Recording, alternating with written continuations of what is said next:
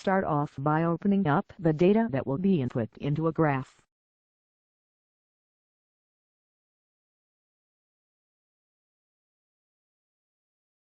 Now, by highlighting the data in the usual fashion, drag an invisible box over the information that will need to be input into a form of a graph. Once happy with the data selected, go up to the Edit menu and select Copy. Now, let's head on over to Illustrator. You won't always have to do this, but for illustration purposes, the example provided is simply showing you the size we'll be working to. Once happy with the size, select OK. In the example, the size of canvas is fine. It is always good practice also to make sure you're working to the correct color space. Remember, RGB must be used if the final information is to be viewed on a screen. CMYK must be used if the final artwork will be going to print. So now, with all the preliminary checks made, go over to the Graph tool. And in this example, we'll be using the column graph to display the data. Now at this point, Illustrator is asking you to mark out the area of the graph excluding the legend. Once the size has been made, a thick graph is put in its place. This is only to illustrate the graph's basic look and feel at this early stage. Bearing in mind we copied the data from the Excel spreadsheet earlier on, the information can now be pasted into the graph's cells. This can be a little confusing at first, but the graph does not reflect the data until you click the button labeled Apply. Now the look and feel is all very well if you wanted each column labeled individually.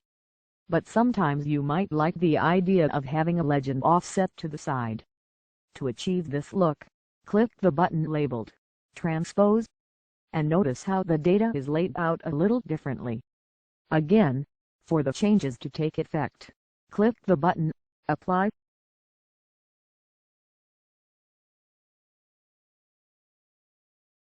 Now, simply dragging the graph into place makes sure all the information is within the black line, marking the edge of the document's boundaries. Making sure of this ensures all the information is put across when this graph is eventually imported into the final document.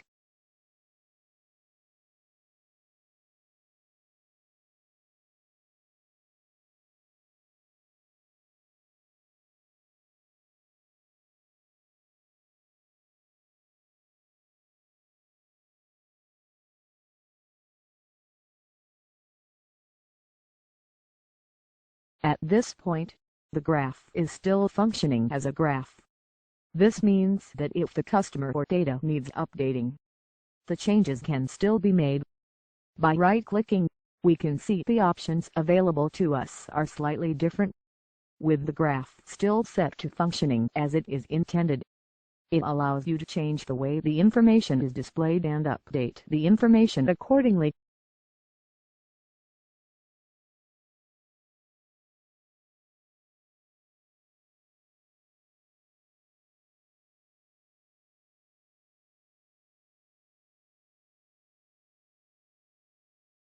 Once all the information is current and will not be going through any revisions, design elements can now be added to it. This teaches us an important lesson in graphic design. Even though design can make information and messages easier to digest, this important process is pointless unless all the information is accurate. Simply put, graphic design adds to the artwork. It does not make the artwork. By going up to the menu labeled Object and ungrouping the graph, you are taking away the graph's ability to be updated with more information or data. Bearing this in mind, Illustrator throws up a warning dialog box, notifying you of what was previously mentioned. Now, by clicking off of the graph and ungrouping it section by section, notice how the elements are gradually separated, allowing us to edit their appearance.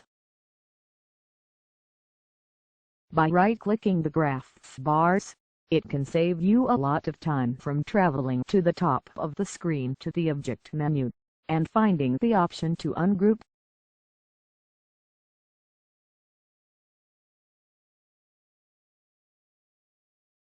Notice now, not every bar, at this point, is selected because we have ungrouped them.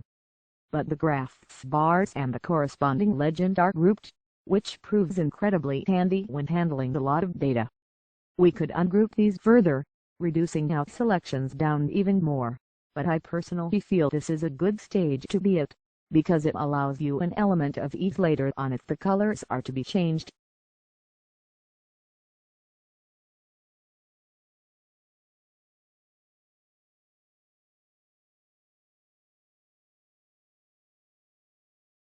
By leaving those elements grouped, it means you only have to change the color once. Whereas, if the graphs bar and legend were separate, this would require two changes in color, and could introduce a very subtle change by accidentally selecting the wrong swatch. Now, working our way through, we can adjust the colors according to the color scheme of personal preference or that of the client.